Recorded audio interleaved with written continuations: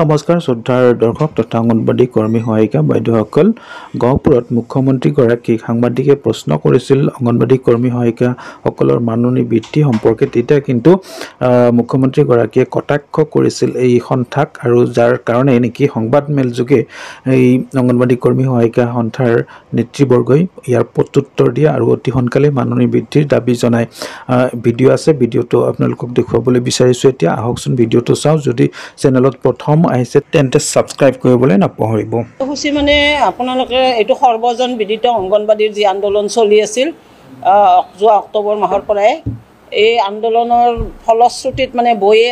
আছে আন্দোলন আমি চৰকাৰক মানে দাবী কৰিছিলোঁ যে বৰ্তমান যি আমাক অংগনবাড়ী ৱাৰ্কাৰক 6,500 টকা দেই সহায়িকাক 3,250 টকা দিয়ে এই মূল্য বৃদ্ধিৰ বজাৰত আমি চলিব নোৱাৰোঁ মুখ্যমন্ত্ৰীক আমি স্মাৰক পত্ৰ দিছোঁ সমাজ কল্যাণ মন্ত্ৰীক আমি স্মাৰক পত্ৰ দিছোঁ আৰু আমাৰ বিভাগীয় সঞ্চালকক স্মাৰক পত্ৰ দিছোঁ মানে দীৰ্ঘদিনীয়া আন্দোলনৰ পিছতো মানে তেওঁলোকে কোনো কাণসাৰ নিদিয়াৰ ফলত আমি যোৱা 26 তাৰিখে সচলত দিনে ৰাতি একাকাৰ কৰি 21 দিন আন্দোলন কৰিলোঁ তাৰে মাজতে 3 মাৰ্চত আমাক সমাজ কল্যাণ মন্ত্ৰী মহোদয়ে মাতি লৈ গ'ল আলোচনা কৰিলে ইলেকশ্যনৰ কেইদিন তেওঁ একো কৰিব নোৱাৰোঁ বুলি ক'লে বাৰু হৈ গ'ল যোৱা 10 এপ্ৰিল তাৰিখে আমাৰ মানে ৰাজ্যৰ মুখ্যমন্ত্ৰী মহোদয় গহপুৰলৈ গৈছিল গহপুৰত যাওঁতে সাংবাদিকে প্ৰশ্ন কৰিছিল সন্মানীয় সাংবাদিক এগৰাকীয়ে তেখেতক প্ৰশ্ন কৰিছে যে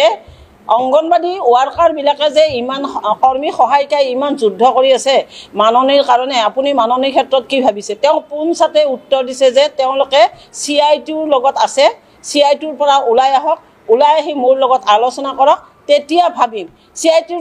লগ হ'বৰ কাৰণে এটা সৰু ল'ৰা ছোৱালীকো ভয় লাগে এতিয়া আৰু অংগনবাড়ীবিলাকে এতিয়া ল'ৰা ছোৱালীক সৰ্বহাৰাৰ কথা ক'ব গতিকে এইবিলাক কথাই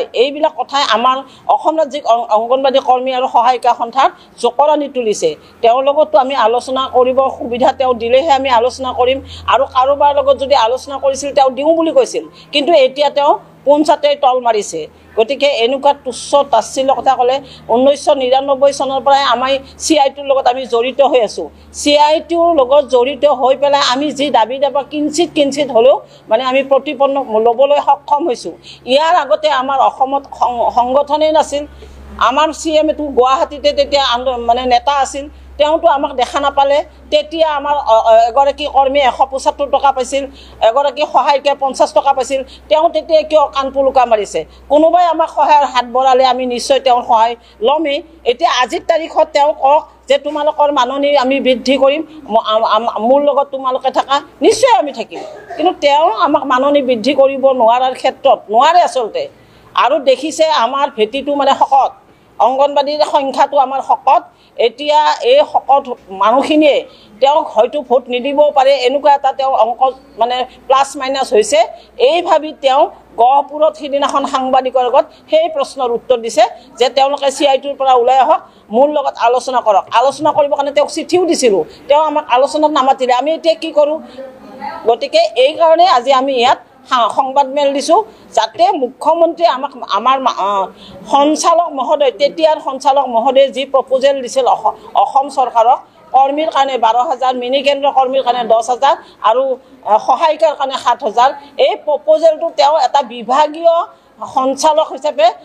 মানে গণ্য কৰিব লাগে এখন চৰকাৰে এগৰাকী সঞ্চালক আজি এটা ডিপাৰ্টমেণ্টক সেনেকুৱা অৱমাননা কৰিছে অসমৰ প্ৰতিটো ডিপাৰ্টমেণ্টক কালিলৈ অৱমাননা কৰিব এইটো তেওঁৰ অভ্যাসত পৰিণত হ'ব গতিকে আজি তেওঁ ইটোক বেয়াকৈ কৈছে কালি সিটোক বেয়াকৈ কৈছে তুমিতো নাই কথাত পইচা বহুত খৰচ কৰি আছা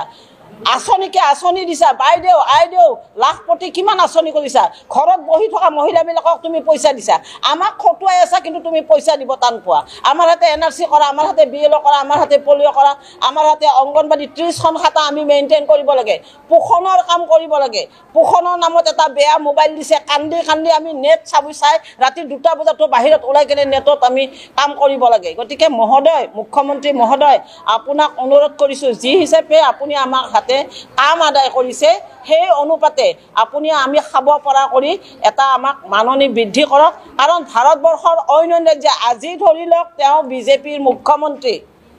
সেই বিজেপিৰ দেশতে হাৰিয়ানা আদি দেশত সেই ৰাজ্যৰ চৰকাৰে তেওঁলোকৰ অংগনবাদীক মাননি বৃদ্ধি কৰিছে কিন্তু তেওঁ কিয় টান পাইছে তেওঁলোকেও CI2ৰ লগত জড়িত হৈ আছে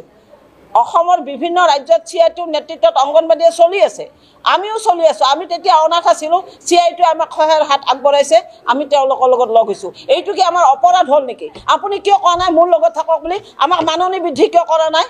গতিকে পুনৰবাৰ অনুৰোধ জনাইছোঁ তেওঁ যাতে এনেকুৱা তুচ্ছ তাচ্ছিল্য মানে মন্তব্য দি পেলাই আমাক মানে আৰু দুখ নিদিয়ে এনেও তুমি বজাৰত জুইকুৰা বহুত বঢ়াই দিছে আমি 6,500 টকাৰে থলি কলি দেখি সংসাৰ চলাইছোঁ গতিকে আপুনি এইবিলাক নক'ব অনুগ্ৰহ কৰি আমাৰ মাননিটো বৃদ্ধি কৰক তাৰ পিছত আপুনি যি কয় কৈ থাকক